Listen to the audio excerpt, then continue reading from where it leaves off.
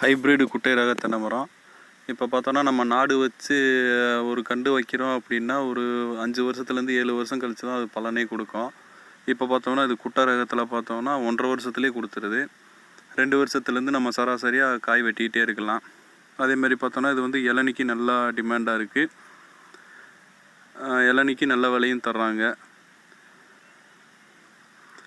நம்ம நல்லா பராமரித்து பார்த்தோம்னா ஒரு குலைக்கும் எப்படியும் 20 காய்க்கு மேலேயே நிற்கிது.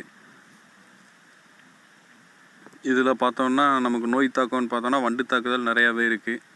அதை கொஞ்சம் கட்டுப்படுத்தி கொண்டு வந்துட்டோம் அப்படின்னா நல்லா பலன் எடுக்கலாம்.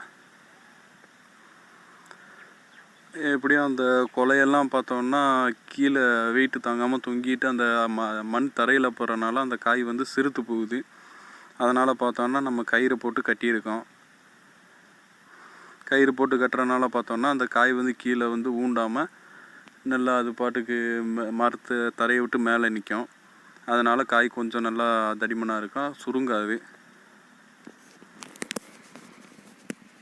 இந்த காய் பொறுத்தளவு கீழே படக்கூடாது.